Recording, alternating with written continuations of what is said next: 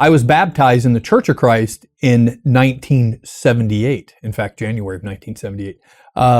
However, I was born and raised in the Free Will Baptist Church, but I entered into the Church of Christ because I'd never been baptized before, and became a Christian in 1978 as a Church of Christ, very involved in youth ministry there, and really did have a deep, profound conversion as a 14-year-old young man. Really went on probably, I would say, a personal encounter with Christ because of a relationship that I had with a high school basketball coach, Coach Corona.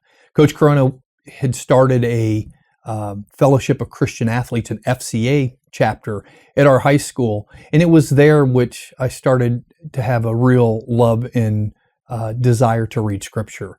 So my relationship with Christ grew immensely in high school through that relationship with Coach Corona, as well as some other great teachers at my high school that were Christians and were proud to be Christians. And so when I graduated from high school in 1982, I entered into seminary at Cincinnati Christian University. I played basketball there. Basketball was kind of a love of mine. And I had the opportunity to study ministry. At the time, it was a Bible theology degree with the hopes and the aim to become a Church of Christ minister. And so it was on that journey at Cincinnati Christian University, I became an ordained pastor, an ordained minister in 1985. Unbelievable. Where's time go? And so I graduated from seminary in 86. And it was in seminary where I really started to think about the church, what it means to be a Christian. And one of the key teachings at seminary was the idea of what we would call restoration Christianity. The Church of Christ was built on this idea that they were going to restore what was lost. They thought the church had really lost its way after the first and second century. And so after the Protestant Reformation, of course, you had the fracturing of denominations across the board, across the world. And so the idea of the Church of Christ was to restore that. The movement was found by a former Presbyterian minister who was trained at Glasgow, was a brilliant academic in a lot of ways, by the name of Alexander Campbell. And Alexander Campbell was part of the Second Great Awakening. In fact, a lot of historians call Campbell the father of the Second Great Awakening movement. And so it was there through the revival movement and really through the printed word, because he started debating people. And he would take his debates, whether it was Robert Owen or Bishop Purcell, and he would print these debates and distribute them. And he did this through debate and really revival. And so the Church of Christ exploded through the Ohio Valley. And the idea was they were going to restore the church. And the other thing that was taught at seminary that really had me question Scripture, had me question the nature of the church, was this idea that through kind of this personal enlightenment experience through reading the Bible, that you could all come to the same belief. And so that this idea of unity could be discovered through reading Scripture. And so this was the project that Alexander Campbell was on a mission for. I was exposed to all of this in seminary, this idea of restoring the church, that one could read the Scriptures with their own interpretation and come to the same conclusion. And then the whole idea that something was wrong with the Catholic Church. So I started to really question this as I remained in seminary, and probably around the year of 85, my junior year, I started on a journey of deeper reading, particularly around the patristic fathers. And, you know, if we were going to restore the church, it would make sense that you would read those who had actually studied with the apostles. So I started reading Polycarp, Tertullian, Ignatius, Irenaeus, all of these great early church fathers on what it means of the nature of the church. And I remember reading those texts, and what struck me was clearly there was kind of this hierarchy in place, this what we would call this monarchical episcopacy that was being promoted through these letters.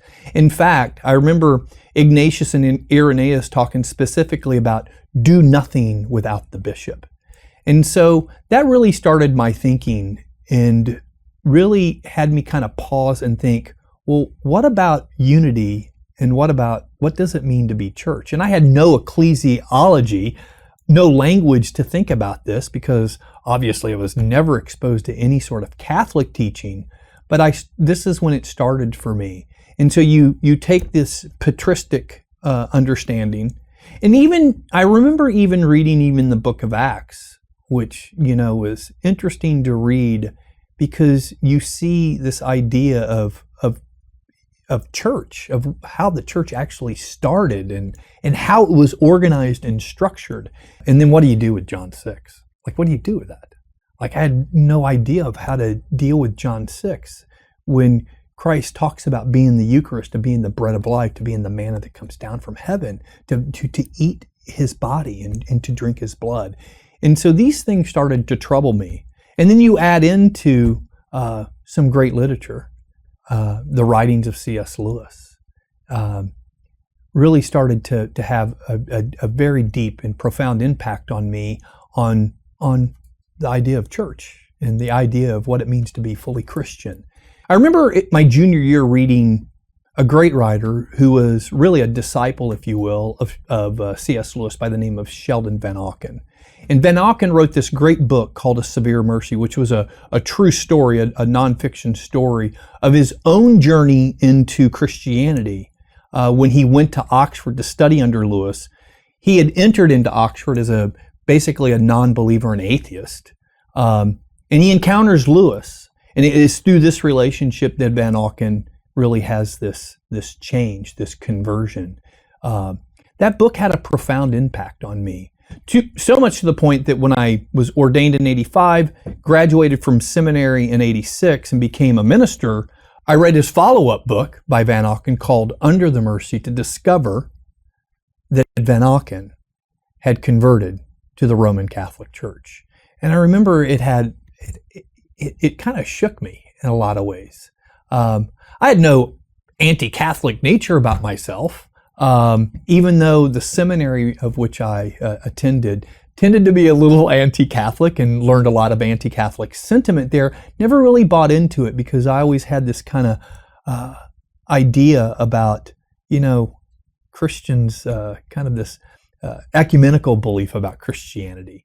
I think I was more open to that, but once again, had no language to talk about it. Once I read Van Auken's Under the Mercy, obviously it did kind of, it shook me up a little bit, So I graduate from school, I'm in ministry, and after a couple years in ministry, I kind of grew disillusioned with kind of the idea of the restoration movement.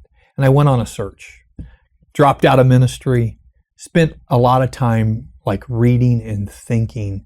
And it wasn't until I ended up at Xavier University to do a master's degree in English Lit that I met this wonderful diocesan priest who was an English Lit professor who introduced me to some incredible works, particularly the works of Boethius's Consolation of Philosophy, Troilus and Cressida, a lot of the works of 10th century Lit that really kind of spoke to me. And then really this journey started being moved towards the church with no idea.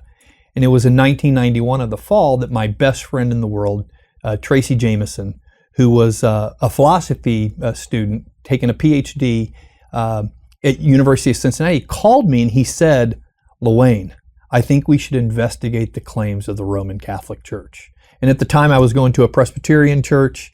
I attended some Episcopalian church as well, kind of floating in between both. And when he said that to me, I said, "I'm in."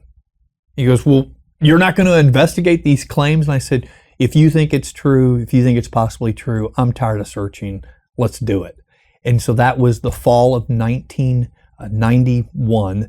And in March of 1992, after reading Walker Percy and Flannery O'Connor, St. John Henry Newman, Cardinal Newman, reading some just great Catholic work and having having a better understanding of what it means to be Catholic, the search was really over. And I entered into full communion in March of 1992. I remember going to my first Mass, because I'd never been to Catholic Mass I remember that I'd never been to a Catholic Mass, and I remember walking in, having, no context. And I remember thinking, this is what I've been searching for my whole life. This is it. And I remember feeling, not to be cliche, that I was home. And for me, it was the start of an incredible journey. I mean, I had a personal relationship with Christ, but now I was receiving Christ in the Eucharist. I always prayed, but now I had this deep school of prayer that was so, wide and deep. And so it truly did give life meaning. It gave me a deeper relationship with God. I finally started to understand in a better way an ecclesiology of what it means to be church. And so it completed the circle in a lot of ways. And here I am, convert since 92. It's one of the highlights of my life. It's one of the greatest moments of my entire life. Because I had been reading so much of the patristic fathers and had this understanding of the Didache and had this understanding of what the church celebration was like in the early church. Here I come out of this tradition that was attempting to restore what was lost.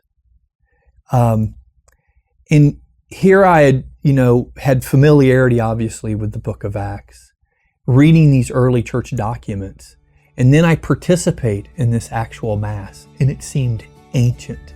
It seemed not only old, but it seemed present, that I was actually living in this moment of what our early church fathers experienced, what the disciples experienced, that I was part of that there was this clear line directly tied in to the first apostles in this holy, holy Mass. And I remember being completely blown away, and then having this intense desire to receive Christ in the Eucharist. And of course that didn't happen until 92 when I was received fully into the church, but this intense desire to receive Christ. And yes, I felt like I was part of something ancient.